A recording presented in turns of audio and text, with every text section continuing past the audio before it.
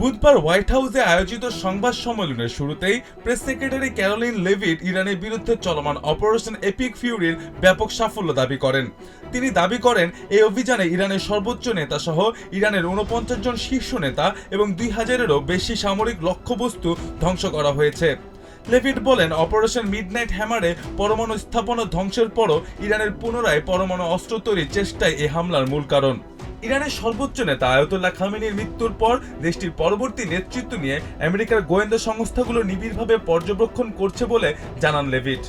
তিনি আরও বলেন, সংঘাত পরবর্তী ইরানে আমেরিকার ভূমিকা নিয়ে প্রেসিডেন্ট ট্রাম্প তার উপদেষ্টাদের সঙ্গে আলোচনা করছেন। প্রেস সেক্রেটারি জানান, ইসরায়েলের প্রধানমন্ত্রী বেঞ্জামিন নেতানিয়াহু দেওয়া তথ্য ভিত্তিতেই আয়াতুল্লাহ খামেনির অবস্থান শনাক্ত করে হামলা চালানো হয়েছিল। লেভিট আরও বলেন, প্রেসিডেন্ট ট্রাম্প বিশ্বাস করেন ইরানের শাসন ব্যবস্থার বিরুদ্ধে সামরিক পদক্ষেপকে দেশের জনগণ সমর্থন করে। মধ্যপ্রাচ্যে আটকে পড়া আমেরিকানদের সরিয়ে নিতে স্টেট ডিপার্টমেন্ট কাজ করছে বলেও জানান তিনি। হরমুজ প্রণালী দিয়ে জ্বালানি সরবরাহ সচল রাখতে প্রয়োজনে তেলবাহী ট্যাঙ্কার পাহারায় আমেরিকার নৌবাহিনী মোতায়েন করা হতে পারে বলে জানান প্রেস সেক্রেটারি।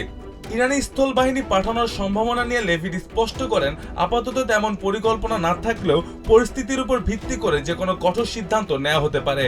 ইরানি বিশৃঙ্খলা উস্কে দিতে কুর্দিদেরকে আমেরিকার অস্ত্র দেওয়ার খবরকে ভিত্তিহীন বলে উড়িয়ে দেন হোয়াইট হাউসের মুখপাত্র।